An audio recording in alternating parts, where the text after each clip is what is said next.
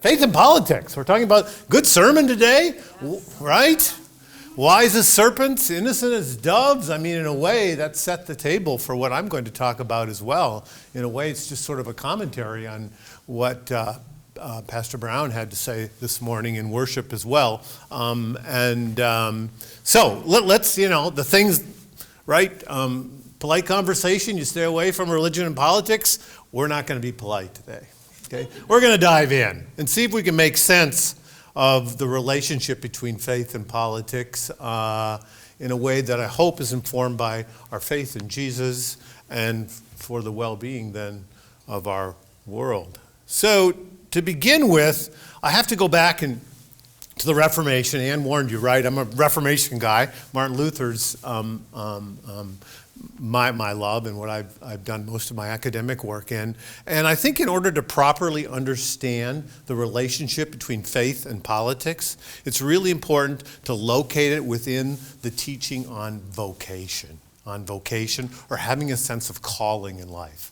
This is where I think Luther came from on this issue, and I think it can inform how we think about faith and politics in our day as well. So a very brief refresher, it's going to be too brief, but just to kind of give you a sense of Luther's own sort of emergence to a new understanding of vocation, and then how Luther's understanding of vocation really can help inform how we think about having a sense of calling, especially a calling in the realm of being citizens, which is, of course, the realm we're talking about today with faith and politics. So, go back, right, 500 years, back right before the time of Luther, Middle Ages, late Middle Ages. We're going very, very fast here. You have to remember, right, it's a three-tier society in a sense. Vocations belong to the monk, the nun, the priest. They were what I call the spiritual athletes of the day, right? So there's a three-tier universe. You have God on top.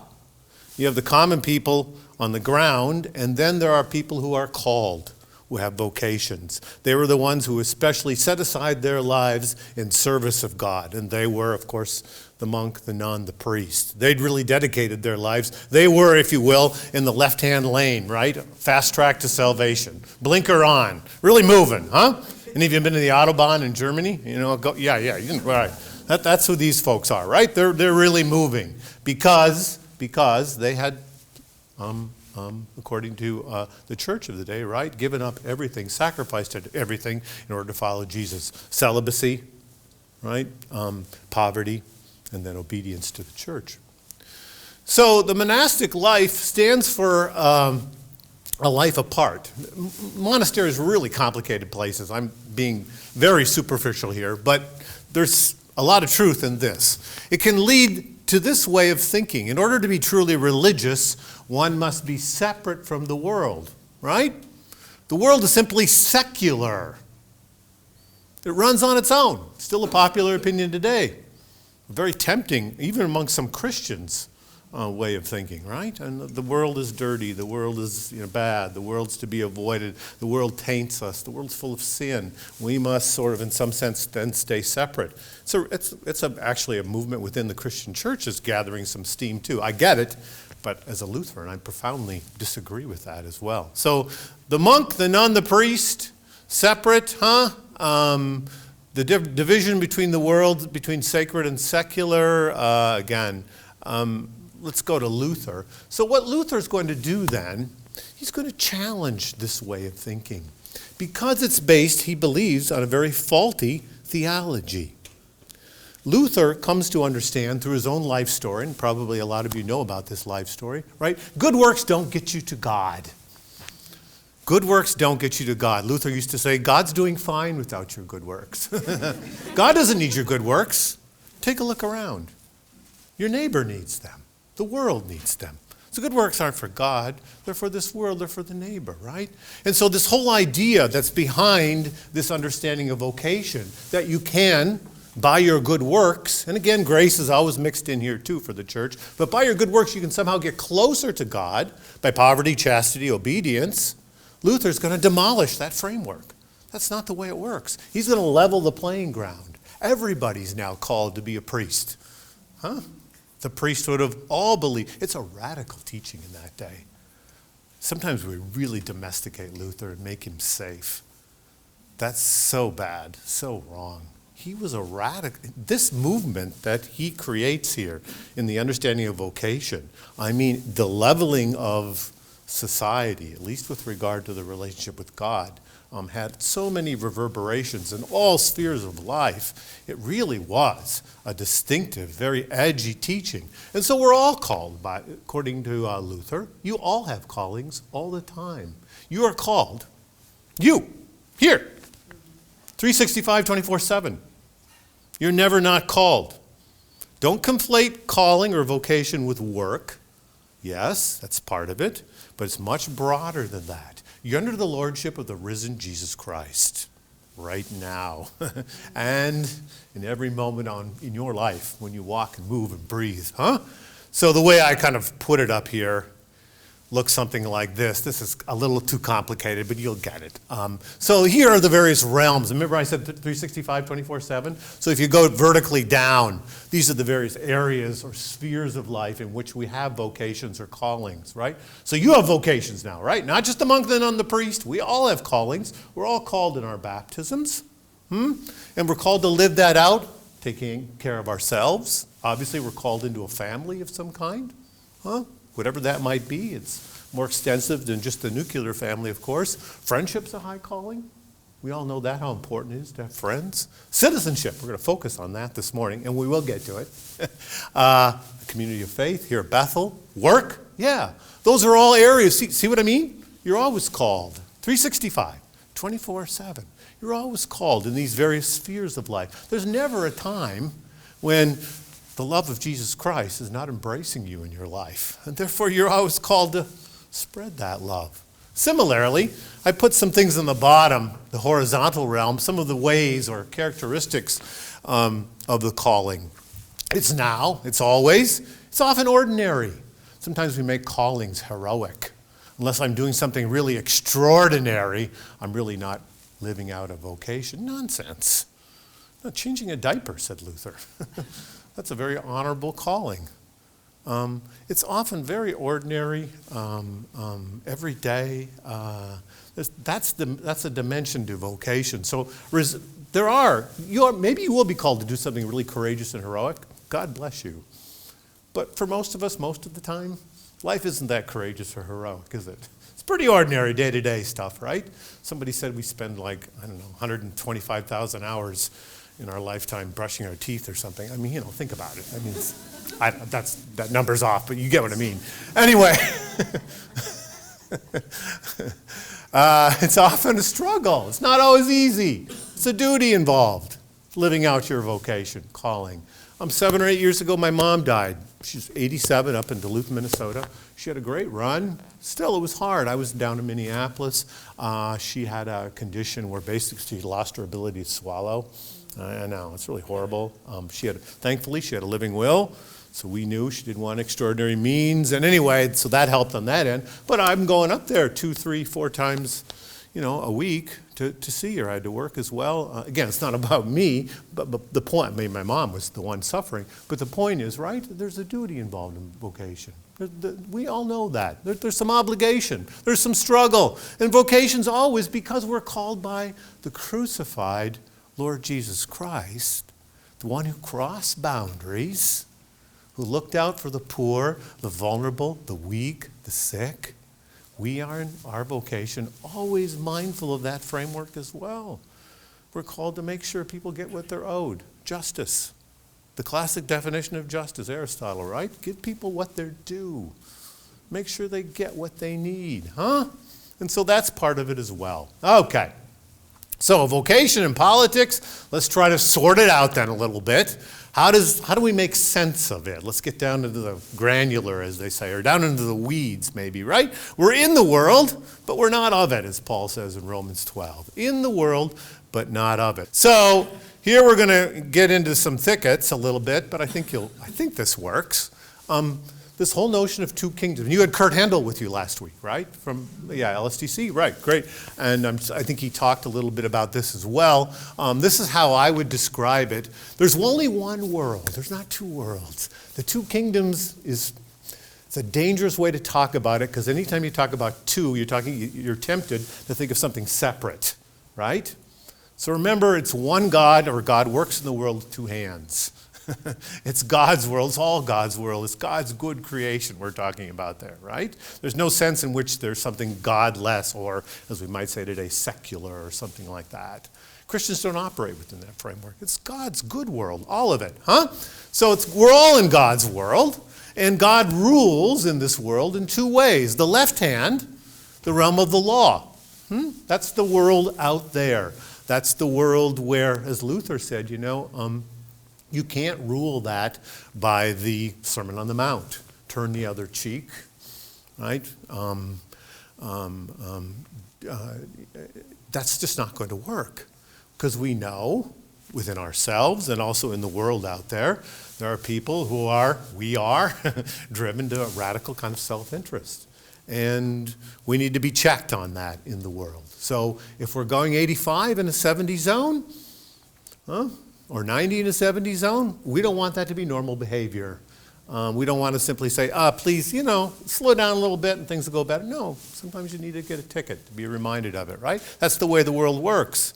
It's, in other words, transactional. If you do this, then this is going to happen, right? That's why we have road signs. That's why we have police. That's why we have military. That's the way the world works. Okay, so we're all in that world. Notice Christians are in the white sphere here. We're totally in that world, the left-hand kingdom, but we're also in God's right-hand kingdom as well. We also, in addition to being in the world, we know something else. That the world, in fact, is ruled by God's love in Jesus Christ. Okay? And therefore, we're called to be conduits, instruments, flow of that love into God's world. So we participate in the world, right, fully, knowing that we are also then witnesses to this great love that we have been given in Christ. Okay, so let me unpack that a little bit more. Oh, by the way, shameless self-promotion. I wrote a book on this. Anyway, my wife says to me, when are you going to write that cabin book? The book that sells so well you get a cabin out of it, in northern Wisconsin, northern Minnesota. Well, this is a garden shed book. Anyway. But what I've tried to do unpacking the book is give you a sense of the meaning of calling in these different spheres, including the sphere of politics or citizenship. So talk about that a little bit more. So what does this mean? What is this two kingdom stuff? This is all abstract. How do we kind of make sense of it? What does it mean for, and look how well prepared, huh? What does it mean for us here at Bethel Lutheran? How should we think about it? So, as a Lutheran and as a Lutheran scholar, you won't be surprised that I'm going to propose that a way to think about this is to go by the means of theses. Not 95, you'll be happy to know, but I have 10.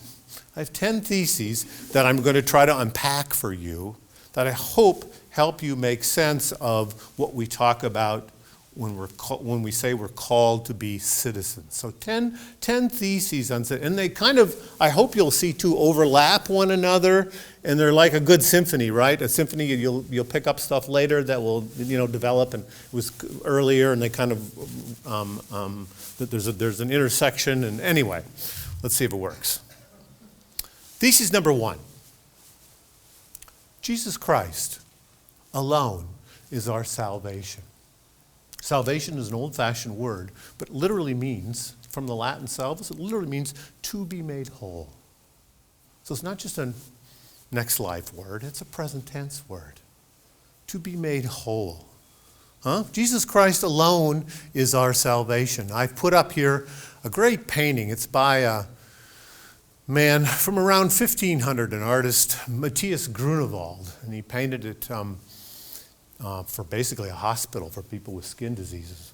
And if you look up very, very closely, Jesus, in fact, has skin disease, identifying with those in that location. But it's a beautiful painting in that I love on the right there, you have John the Baptist with the extended finger pointing to him, right? He must increase while I must decrease, as John the Baptist said. And you have Christ then hanging from the cross. And notice the horizontal beam of the cross. What do you see? It's bent down. It's bent down, right. It's not just the weight of his body, but for Grunewald, it's also the weight of human sin. This is, now I'm going to use the Luther's theology, this is the greatest sinner, as Luther said, who ever lived. You ever thought about that with regard to Jesus? Don't hear too many references to Jesus being a great sinner, do you? But Luther says, absolutely. If he bore the sin of the world, then all of sin is on him. All of it. All of it. And for Luther, the great revelation was, if it's on him, it's not on me. If it's not on me, I'm free of sin. If I'm free of sin, in him I'm righteous. I'm whole. I am what I'm supposed to be.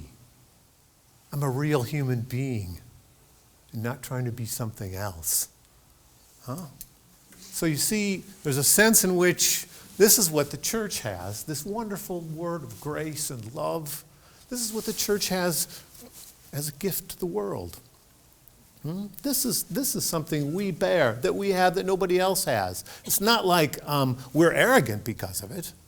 No, we don't deserve it. It's a gracious kind of gift. It's a very gracious gift. And so we, and we alone, have this. And I love that painting. Again, I think it expresses Luther's understanding. Think about that. The greatest sinner who ever lived. And then make the link. How that applies to us today. Okay. Second, the primary but not only role of the church is to proclaim Jesus as Lord. The primary, but not only, role of the church, like I said, this is the message that we have. And this is a painting. Maybe some of you have seen this if you've been to Wittenberg in Germany, in the city church where Luther did most of his preaching. The famous artist Lucas Cranach, for the altar panel behind the altar, put up this painting. You have Martin Luther preaching, right? And you have the congregation listening, men and women together, children too are there. Interesting. And notice Luther's got one hand in the Bible, left hand in the Bible, right hand he's pointing to Christ crucified, don't forget that. And also, what do you notice about that white robe? It's moving. It's like it's windy. Is it windy in there? No, that's the Holy Spirit, Chronic. That's connecting Luther and the preaching, Christ crucified, with the congregation. I mean, it's a beautiful piece. And for Luther, then, this was the point. Christ crucified and risen, of course, is the center. It's why we're here. It's what we proclaim. It's what we very, very humbly proclaim as the truth about our world. Okay. So that's what we do as a church. Not only that, but we do that. Our calling then as citizens, number 3, is to serve the well-being of the community. Okay, right? God's love then flows into us. By the way, I'm doing a paper right now on Luther's understanding of the word flow. How he uses watery image. If you read some of his sermons and some of his writings, he's especially partial to using water images where he'll talk about God's love flows into us, and then that love flows through us out to our neighbor. It's really beautiful. Talk about overflow, flow, flood, lots of words. He seems to really like that. So it gets the notion of God's love as dynamic, right? Flows through us and out of us, not static. So our calling then as citizens is to serve the world. We're part of this flow, Christ's flow into the world. This includes formal politics. You might be elected to an office. You might be in some kind of advocacy group. It includes voluntary associations, the League of Women Voters, maybe Kiwanis, Spread for the World, Little League, whatever. Note that politics is not a dirty word. It's the way we see that justice is done in the community, right? So we're in the world, and that doesn't mean we're not involved in politics. You can't help but be involved in politics. Right? And if you're not involved in politics, or you say I'm above all that, or I don't get involved in that, you're involved, because by not doing something, you're doing something, right? We all know that, right? Okay? And so this then becomes the way then in which we serve as citizens, as our calling as citizens in the community, politics. All right, let's keep going here. It's a way to see that justice justice now, right? Making sure we're called by Christ, the one who crossed lines, the poor, the vulnerable, the left out, the forgotten, the ones who get shoved aside. He had an eye out for them. That's who calls us. We're called by Christ to love our neighbor, then in a larger context. Our involvement in this realm is crucial for the political order, for the well-being, the running of the state, if you will, or the civil realm, and for the neighbor to flourish. Okay? So, love of neighbor includes then the political realm. Our calling as citizen inevitably involves us in some sense in this larger realm or this larger sphere. And as I said, it can take place in many different ways. Obviously, one way is voting. I don't minimize that. Voluntary, or what sometimes sociologists call mediating institutions, like churches, schools, volunteer associations. Those are really important. There are 11. That really builds up, strengthens bonds, gets people to know each other, make you understand what's going on. Otherwise, you're more at a distance and you don't really sort of, or you'll end up listening to hearsay, blah, blah, blah, and it might mean advocacy as well, of course, within the political realm. But in this broad sense of the political, it's involvement then in the larger community so that justice might happen. It's how we love the neighbor at large. More in the abstract, right? Okay? So number 4, echoing what I already said, it's impossible not to mix faith and politics. Dietrich Bonhoeffer, who's pictured here, who was a German martyr in 1945, killed by the Nazis for his involvement in a plot on Hitler's life. Silence in the face of evil is itself evil. God will not hold us guiltless. Not to speak is to speak, not to act is to act. So it's impossible. So I'm sort of making the claim, you are a citizen. You are involved in the civil realm. I think the trick is, or the art is, how are we going to think about that? How are we going to do that? What's the proper way to do that? And especially when it comes to partisanship or partisan political issues. Okay. So we're getting further now into the weeds, maybe. Hope it's not just weeds down here. In general, there is no Christian position in politics. I think this is really important. In general, there's no Christian position in politics. When people put the name Christian before their political position, I get very, very nervous. How do you know that? Is the great question. How do you know that? What would a Christian foreign policy look like? I don't know. What is the Christian position on the conflict in Ukraine? I personally have strong opinions. I love to argue politics. Argue, in the best sense. Discuss, back and forth. Let's listen. Let's learn from one another, okay? But I have very strong feelings on Ukraine, but I'm not going to say my position is the Christian one. How would I know that? How would I know the mind of God? I know God hates violence. I'm not a pacifist, so I know that war is sometimes tragically necessary. But, really, what's the Christian perspective on that? What's the Christian position on health care? Well, we'll get to some of the unholy politics of the Christian right and the left, and the tendency to baptize our views or make politics our religion. We don't need a religion. We have a religion. Jesus Christ has named and claimed us, right? Freed us in his love. Now, politics is the way we're trying to sort out what's the best way to serve our neighbor. Politics doesn't save. We don't baptize our politics. It's an illicit move. You're claiming to know too much. Doesn't make you very humble. And it probably is going to make people less likely to be interested in God. Okay, so the right and the left both do it, I will argue. It's more obvious and evident in terms of the right, especially in terms of media influence.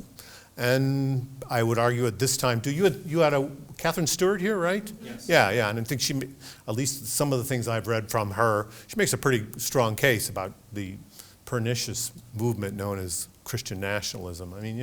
That's very real, so I don't want to deny that. Okay? The endorsement of Trump by some on the Christian right. Franklin Graham, Billy Graham's kid. Trump won by the hand of God, so in the 2016 election.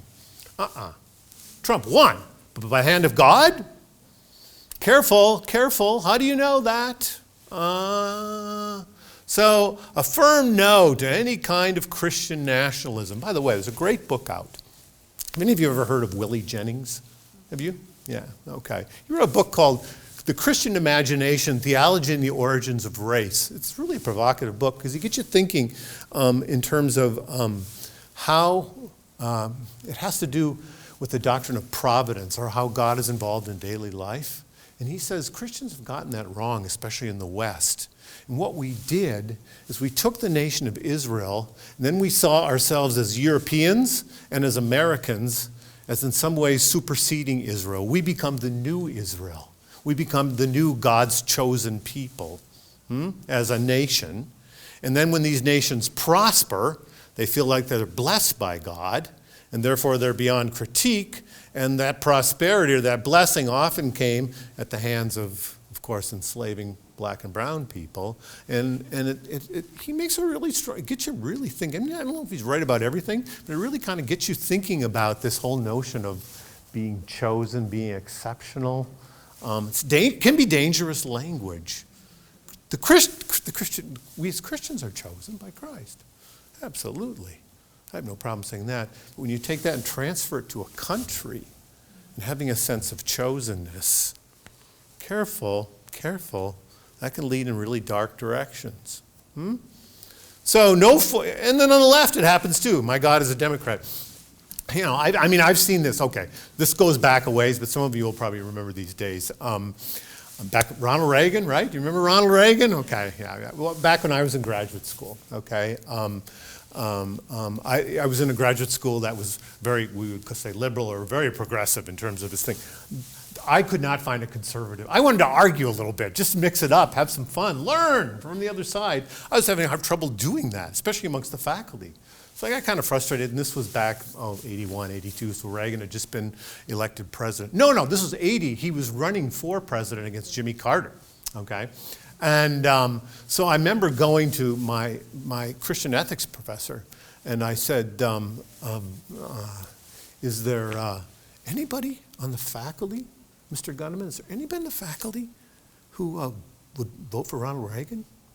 His eyes get really wide. Seriously, he gets up, kind of looks around, shuts the office door, gets back, sits down in his chair, looks at me, goes, I think Rowan Greer down the hall is going to vote for him, but he doesn't want anybody to know. I mean, you know, again, groupthink sets in all over, right? Right? It does. We have to be very, very careful, and this can happen too. And I've been in progressive liberal circles where they can't imagine any other way of thinking or seeing the world. And I might be a fellow traveler with a lot of that, but careful. Sometimes often that can get in the way of serving and loving the neighbor, right? Another book I'd recommend for you by David Zoll. It's called Seculosity. How career, parenting, technology, food, politics, and romance became our new religion, and what to do about it. So he kind of is pointing to some of these tendencies as well. Okay, 6. In our calling as citizens, as I've said, we are under obligation then to call attention to the plight of the poor, the needy, the vulnerable, the neglected. So as we practice our politics, if these issues aren't somehow at the center of our agenda and how we think about the world, we've got to rethink who's called us. Again, it's Jesus Christ crucified.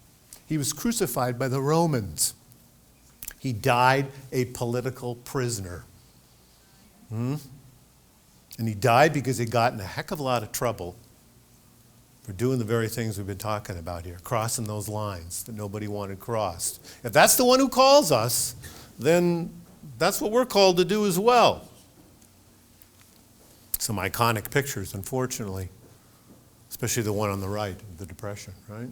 And I would argue, too, that this calling by Jesus Christ means that we're free. You know, Luther, I'm riffing here. Luther loved to talk about religion and faith in terms of freedom. How rare we do that as Christians. Religion becomes laws and rules, laws and rules. You should, do this, don't do that. For Luther, probably one of the books he was most proud of was something called The Freedom of a Christian.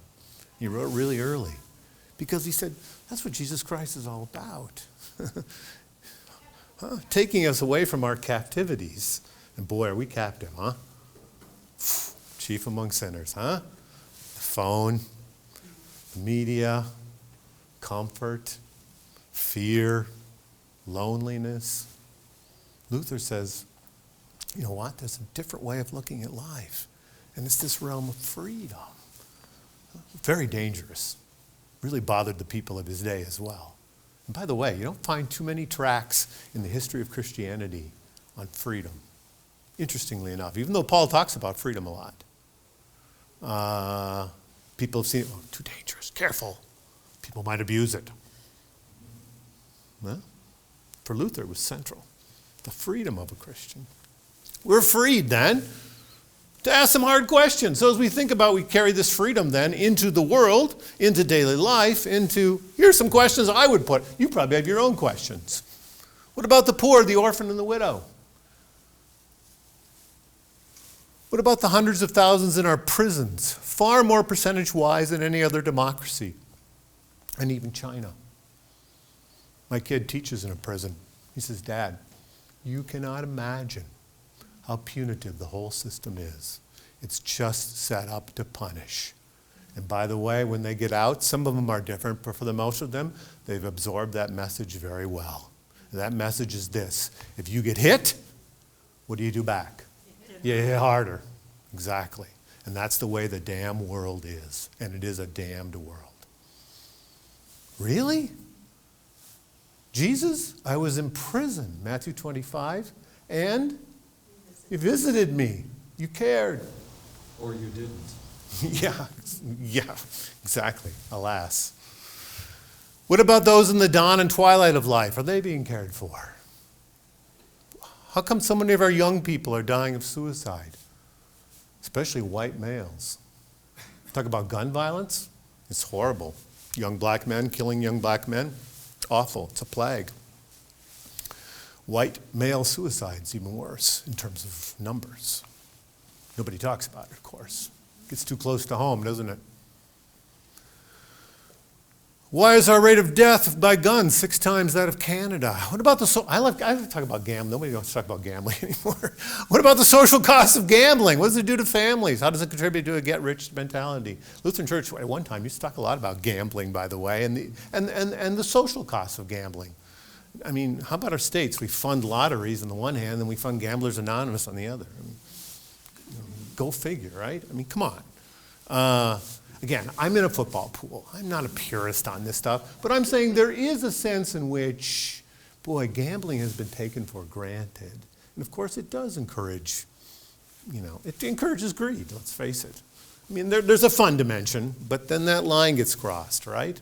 And, all right, so we're free. We can ask these hard questions. We should squirm a little bit. Churches ought to be places where we talk about these kinds of things. These are questions, too. Maybe you ask people in your circles.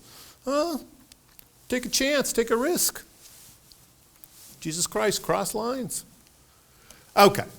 7, how do we think about our calling as citizens? What does it mean to be called to be a citizen? Another dimension of this is what the church historically has called the works of mercy, or the corporal or the bodily works from Matthew 25. I've referenced one of these already. Jesus, right, in Matthew 25, you remember the saying, I was hungry and you gave me food. I mean, Lord, when did we see you, right? Well, I was hungry and you gave me food. I was thirsty, you gave me drink. I was a stranger, you took me in. I was naked and you clothed me. I was sick and you visited me. I was in prison and you came to me. In other words, the point being, these are very tangible, bodily, hands-on kinds of tasks. I like to practice checkbook charity. It's safe. It's safe. It's really frickin' safe, isn't it? You write the check, right? Send it off, feel a little bit better about yourself. Bread for the World, Lutheran World Relief. And of course you should do that if it's important. But do I really know what sort of feels like not to have a home, not to have enough food to eat, to be a single mom and to struggle with the day-to-day stuff. My wife, St. Anne, she always shows me up. She really does, actually. She's way nicer than I am. She is. I mean, she's at the local food shelf. She's out there planting the garden in the neighborhood with the other folks. And of course, giving the food away. She's the one at the clinic volunteering. She comes, Mark, did you hear this person's story today? I was with her for a half hour. I didn't have that experience. So, chief among sinners here, but she's right. She's right because that personal contact makes a difference as to how we think about what it means to do justice in the world. Not just the sort of the contact itself, but also opens up our imaginations. Think about the world differently. We all know this, right? That makes sense, doesn't it? I mean, that's what's behind Matthew 25. I think Jesus knew this, right? Huh? You gave me food, you gave me drink, you took me in, you clothed me, you visited me, you came to me in prison. Tangible. Yeah. So I'm a little conflicted since Luther, had the position that you can't get to heaven by your works. Right. What about works of mercy? Yeah. Isn't that going to get me to heaven? Yeah, it's good. No, it's a great question. And of course, to the extent that we treat them as vehicles for elevating ourselves, or, right, like you say, to earn salvation, yeah, then we've missed the point, and we've probably also not doing a very good job serving the neighbor, right? So yeah, you're right. That then makes the works something other than they should be. But for Luther, he would say, no, you do your good works because your neighbor needs them, because the love of Christ flows through you to your neighbor. You don't need the good works. Your neighbor does. God doesn't need the good works, certainly, but your neighbor does. So it's a great question. It's tricky. It's right? Yeah, you're walking the line. It's a narrow sort of line, and you can fall off one side or the other. No question about it. Huh? Yeah. I liked your statement about the personal contact and meeting people in these places, that it opens my imagination. It changes me. It has nothing to do with my salvation, but it opens me to know how to serve. Yes. I think it's really important. And I again, thought about it. Yeah. And the Catholic Church historically has always stressed these. I mean, that's where it comes from. They call it the corporal. Corporal, what you think is somebody in the army or something, but corporal literally means the bodily, corpus, Latin word for body. Yeah. And so the tangible, the in-person, right. I think it's a really important dimension to our calling as citizens. Absolutely, yeah. And as you heard, I get it vicariously. No, I'm not that bad a person, but my wife just outshines me. Maybe I'm a bad person. I don't know. Van Gogh. I like to use art in my work with students, and I had the privilege of being in Amsterdam this summer, and we went to the Van Gogh Museum. This is his rendering of the Good Samaritan, and I think this is a nice way to, via painting, to put before you those corporal works of mercy. You see the Good Samaritan, right? Van Gogh has painted him kind of with the halo a little bit, right? And notice the man by the side of the road. He's now picked him up. He could have been diseased. Certainly was unclean according to Jewish law. So he's crossing all kinds of boundaries, right? He picks him up. And notice how Van Gogh has him bodily. He's embracing him. It's almost one figure, right? And of course, he's struggling to put him on his animal or his donkey. And then, of course, you and me, the religious folks, the folks who go to church, where are we? We're walking by on the other side, aren't we? But it's a wonderful painting. You can meditate on it. Of course, Van Gogh was interesting, right? I mean, he was in seminary, and he couldn't do that. That wasn't what he's called to do. And the end of his life is in an asylum, suffering terribly from mental illness. And you know what he starts painting? He starts painting olive trees. And olive trees the barks are gnarly, twisted, curvy, right? You know what he's doing?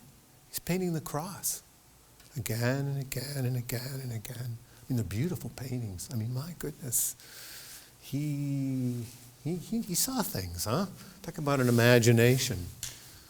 Tragic, but wow. Art, pay attention to the artists.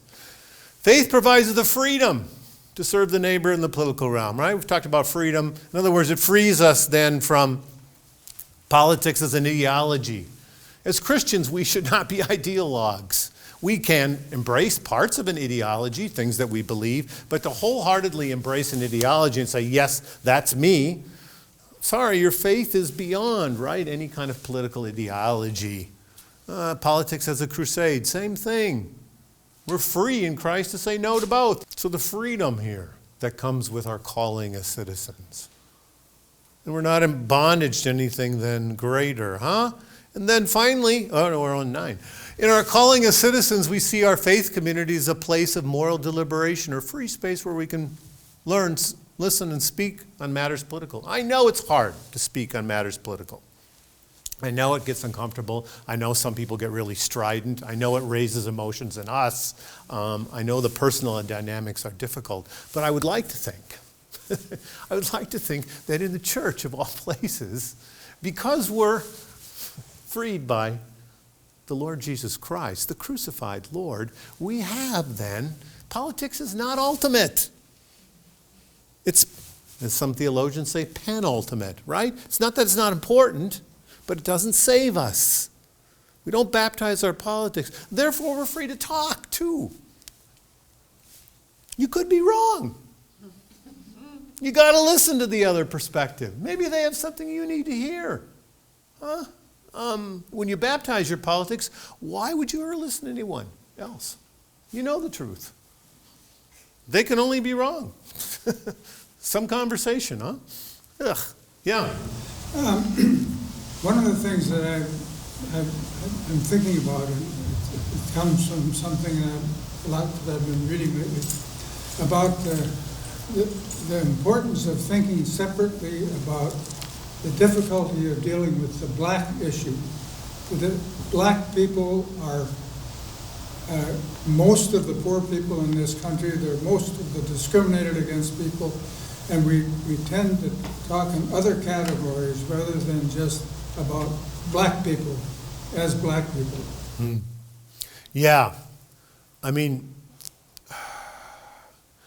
in my own experience is that you have to be very, like Martin Marty once said of Christians and Jews, Christians should not in any way attempt to say anything to Jews in terms of how to live their lives or what they're supposed to do for about 100 years, given what we've done to them. In other words, just shut up and listen, was his point, right? Because, and again, I don't think we simply we should do a lot of listening, though.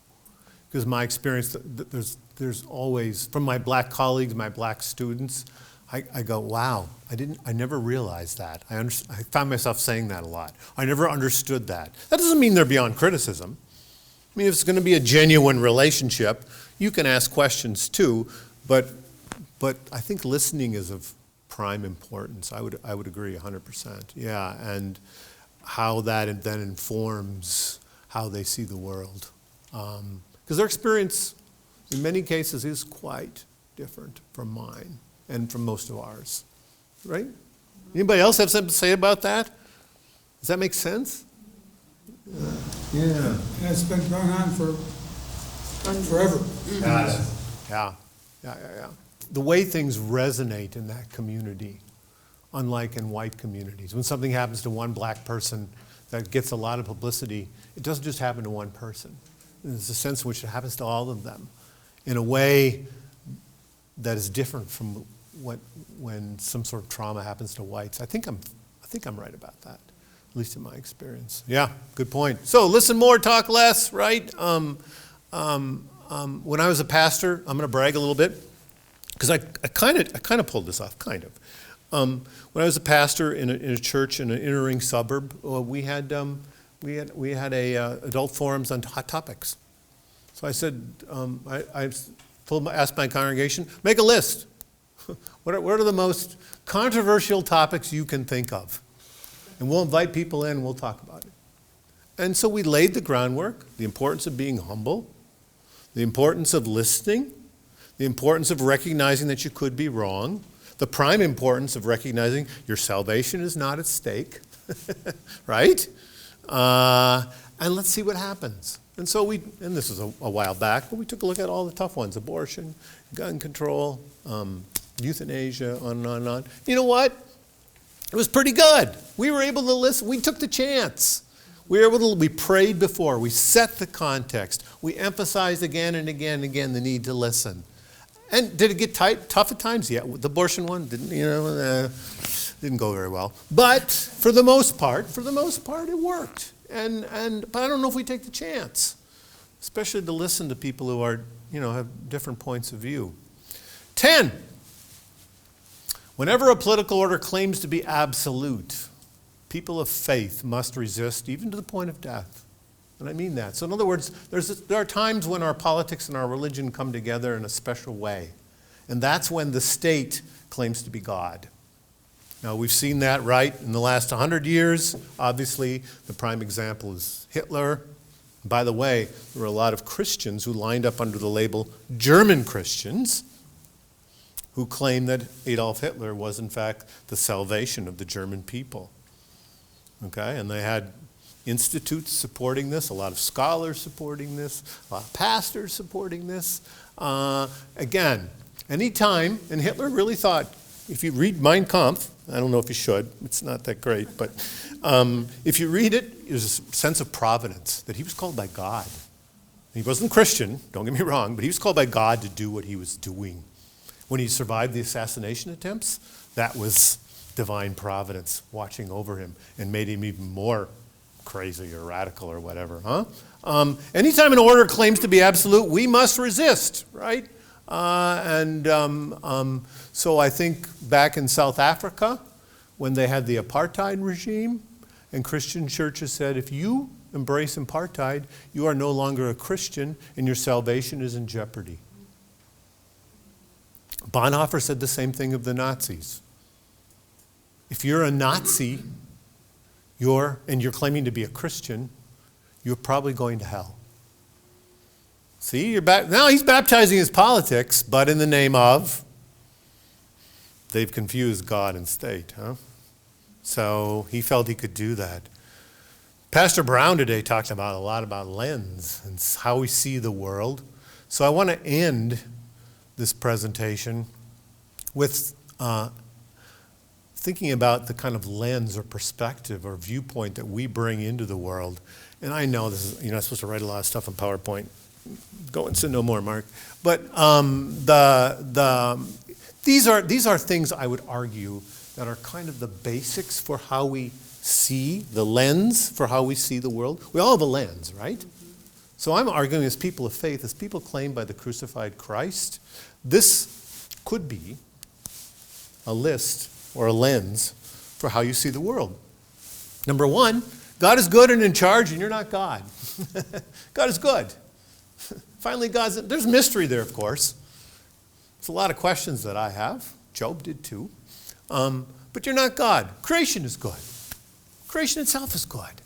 Not just our bodies, which are very, very good, but also creation. I mean, we know creation's kicking back. Oh my goodness.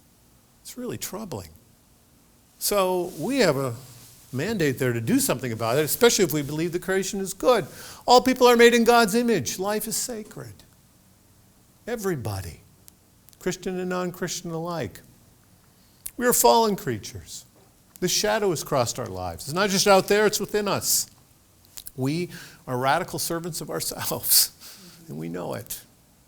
And the power is not just within us, there's also powers outside of us that are very strong and often hard to decipher. I don't know about our culture. It's become so incredibly transactional. It's very frightening. It's very frightening. Michael Sandel, who teaches at Harvard, he's a Jew, has written a book called The Tyranny of Merits. Interesting enough. It's basically, he's raising questions about our society organizes what he calls a meritocracy. In other words, everything is transactional.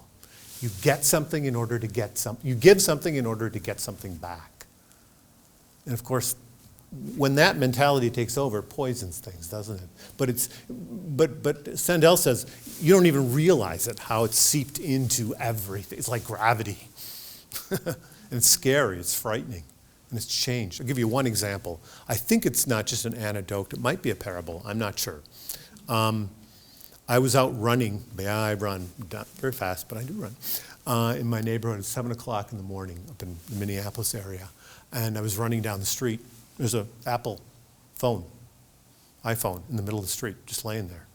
Well, I did what anybody would do, right? I picked it up. There's a house right across from where the phone was. And I figured, well, it's probably somebody's phone from that house. So I eventually got home. I wrote out a note. There's nobody at home at the house. I knocked on the door. I wrote a note at home, and I said, found the iPhone in front of your house. If it's yours, call da-da-da-da-da. I gave him my wife's number because I had to go to work. Anyway, I know. I told her. She said, sorry. And anyway, yeah. So, true story. My wife gets the phone call, and she says, I heard you found my phone. And Ann said, yeah, we live at da-da-da. Come over and you can get it. So a woman comes over, knocks on the door. My wife goes to the door. And the woman, my wife has the phone in her hand. The woman, first thing she says is, what do you want? My wife said, what? She goes, what do you want? What do you want for it? I said, no, my husband just found it in the middle of the street. It's your phone, right? Yes, it's mine, but what do you want? And my wife said, I just want to give it back to you. I'm just trying to, we found the phone. We know it's yours. We want to see that it goes to its rightful owner. And she hands the phone over to the woman, and the woman says, sure you don't want something? She pirouettes and no thanks, anything. So what's her mindset? Her mindset's transactional. Nothing's for free. You give in order to get. I don't know. Maybe it's an anecdote. Maybe it's a parable, though. You know what a parable is, right? So it means larger than just one incident. It says something about all of us in the world we're living in. Yeah? I don't want to change the tenor, but go ahead. Isn't that what politics is all about? Yes. And so I would argue we're called to be a seasoner, though. To season it with something different. A leaven of grace and mercy as well. So in other words, if it's just raw transaction, then I think it goes wrong. Because you're just, but we, as people claimed by Christ, yes, we recognize how the world works. Yes, of course, politics is transactional. But also, you know what? We also give a little bit. We forgive. We season it with some mercy. We offer alternative ways of thinking about things, recognizing all the way, innocent as serpents, or wise as serpents, innocent as doves. The serpent's there too, of course. I mean, you get what I'm saying? I think, because you're right, of course. But I think that seasoning impact is important, especially in our calling as citizens. Yeah. Yeah, I've really enjoyed this and taking away some great points. And one thing is I have a little bit confusion. Oh, do you want to finish first before? No, go ahead. Oh, okay. No, this is just another take on the slide, yeah. Oh, clearly our faith informs our views on politics and how we act. Yeah. But then I'm a little confused with point number 5 or 6 or 4. Which one was 5 or 6 and 4. About, just when we bring our question, well, this certain war or this certain whatever isn't Christian. How do we separate not overdoing it, but having our clearly our actions informed by our faith? Yeah. Well, we probably will screw that up, if you're like me. But just because we will not quite get it right, or we may be misinterpreted, or I think we're still called to do it, and to act, and to discuss, and to act. But I think we're called to provoke and to be prophetic, and that's what those questions were designed to do. Sort of say, hey, wait a minute. Nobody talks about the poor anymore, or poverty. What happened to that? Jesus talks about the poor. There are more poor white people in this nation than there are poor black people. I think we should care about both, don't get me wrong, but what happened to the poor? That kind of question, right? Or what about the violence in the world? Ukraine, yes, of course, it's horrible. What about Tigray? By numbers, the largest Lutheran church in the world in Ethiopia. Within the last 2 years, 10,000 people, mainly women and children, have died in Tigray in the conflict there. Is it in our prayers, in our thoughts? Do we think about it? Something else? So that's the kind of thing, right? Yeah, I mean, You come into lunch? We could talk more. So anyway, here's, to sum it up, I'm at 11:30, sorry. Creation, right? Like we said, creation is good, we're fallen, saved by grace. We don't give up, we have hope. We bring that virtue of hope. We're committed then, the second circle, we're committed to justice, stewardship, outsider, the poor, the vulnerable. In other words, if a Christian came along and said to me, I don't care about the poor, I would say, well, you haven't read your Bible. You can't say that as a Christian. Okay? You have to care. Now, how we take care of the poor, I mean, we can disagree. That's where we disagree, maybe, Do we raise taxes? Do we lower taxes? I have strong opinions on that, but I'm not going to say my position is the Christian one, right? I'm not going to baptize it. I'll make the argument, but I'm not claiming, right, that I have the God position. Immigration, gambling, terrorism, healthcare, marijuana, all those issues are really important to discuss, but again, caution against the baptizing of the position. Get what I'm saying? We're informed by these principles. These principles ought to help us think about these specific issues, but don't put Christian in front of your position. Does that make sense? Make sense? Is somebody trying to say there? Yeah, that's what it means to them to be called as a citizen. So another take on the two kingdoms. So final thoughts. Sorry, Ian, I'm moving here. Some final thoughts, all right? Another lesson from Bonhoeffer. We are not simply to bandage the wounds of victims beneath the wheels of injustice. We are to drive a spoke into the wheel itself. In other words, for Bonhoeffer, right, his image is a madman driving toward a playground full of children. Okay? Well, the church usually waits for the accident to happen, then it comes with the bandages. Bonhoeffer says, no, you put a spoke in the wheel. And of course, we know what he's talking about. You put a spoke in the wheel and make sure the madman doesn't hit the playground in the first. We ask the hard questions, the systemic questions, the bigger questions as to why, how come. Ida Wells, wonderful woman, spoke out during the Jim Crow era against lynching. Oh my goodness, what a life. The way to right wrongs is to turn the light of truth upon them, And for us, of course, as Christians, this is the light of truth. It makes us humble, but it fires us up in freedom to love and serve the Lord who has claimed us, the crucified, risen Christ. My mouth runneth over. Thank you for the chance to be with you. I've appreciated it. Thanks.